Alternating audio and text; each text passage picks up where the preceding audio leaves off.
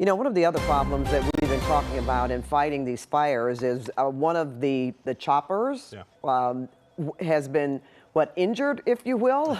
Or they have a defect now because of someone flying a drone. Right. And now you're going to show it to us, right, Mike? Yeah, and it's actually not a chopper, it's a super scooper. Oh. It's one of the very important tools that we have. And SkyCal is over Van Nuys Airport right now, where Oliver will zoom into the right wing of this super scooper. And it is, it's dark down there, but if you look right there, you can see an anomaly on the wing. And that is where it clipped the drone. So you can see right there where the wing kind of comes out. If you see that little scissor lift that's below it, it's right there to the left of the scissor lift on the wing. So it's hard to tell because it's dark, but we can see it in there. And I'll try to cut some video for you later where there was a light on a couple of seconds ago. And of course, as such goes, as soon as we want to take it to TV, somebody turned the light off. So it's a little bit more difficult to see. But that is a super scooper. There are two of them right there, one on the left, one on the right. They don't fly at night. That's why the one on the left that is still functional is sitting on the ground. But the FAA tells me that earlier today, there was a drone incident where somebody was flying a drone in the Pacific Palisades and collided with a firefighting aircraft, which we now believe is the super scooper. So the super scooper, excuse me,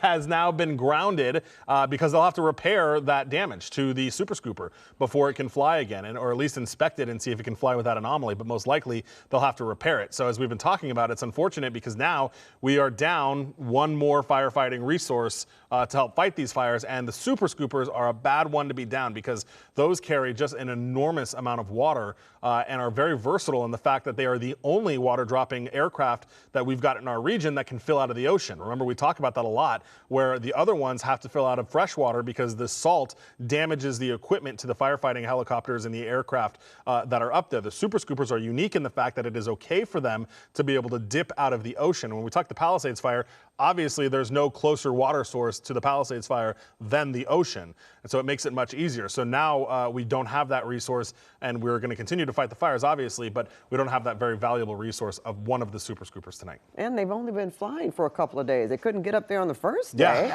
because it was so darn windy. And it's been, I went back and played the radar back. So the super scoopers always fly as a pair. That's what caught my attention earlier this afternoon, is that one of them was not with the other. So one came up to the Ventura County fire, and I saw it as a single aircraft, which is very unusual because they always fly together. So then we started looking into it some more, and that's when we realized that this was the situation. So that's where we're at right now. The last flight, it looked like, was around 12:30 for the pair. So I think that incident happened right around then for the pair. Mike, you were trying to figure out if they found the person that was operating that drone, right? Sorry, say that one more time, Leslie. You were trying to figure out if they found the person who was operating the drone? Yeah, and I can't get that answer. Everyone is being very, very tight-lipped about it for some reason. I'm not entirely sure why they don't want to share a lot of details, but the FAA has deferred. Okay, here's the earlier video when the light was on. You can see that little nick a little bit better from that video. So the FAA only would confirm that the drone incident happened. They would not provide any details about the aircraft, and they referred everything else to CAL FIRE. CAL FIRE, I talked to them. I talked to LA County Fire. Nobody is willing to provide any details about exactly what happened, and I don't have the reason as to why they don't want to do that. The last I heard is that all of the incident commanders and all of the bigwigs were trying to figure out what they wanted to say and how they wanted to say it, and that has resulted in them not saying anything.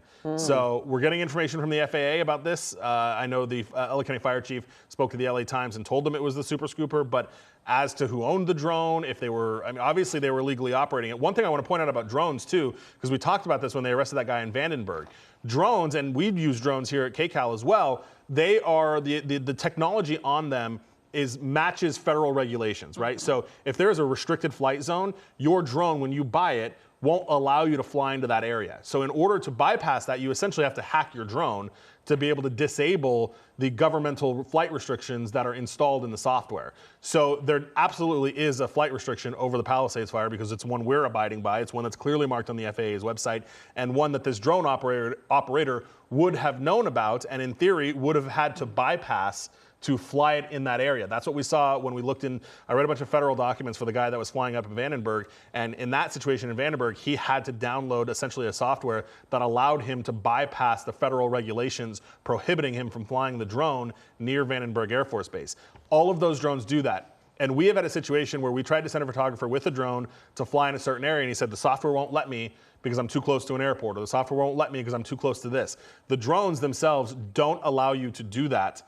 Because they are matching what the Federal Aviation Administration has designated as no-fly zones. So this person, in theory, would have had to bypass that restriction, making it harder to say, oops, sorry, I didn't know, right? Not a because mistake. you have to do it, you have to bypass that information. So it's very interesting, and we'll try to get more information from the FAA. Hopefully they were able to recover the drone and can get some information off of it and figure out who owns it. So we don't even know if they recovered it. We don't know, yeah. They're not saying. The FAA is, the only information they're providing is that they are investigating and that they confirmed the collision. Everything else they're putting on CAL FIRE. CAL FIRE is refusing to answer any questions. And that even makes it more intriguing. So Right. I know you'll stay on top of that, Mike, because we want to know. Yeah. In the meantime, don't send those drones up there. Exactly.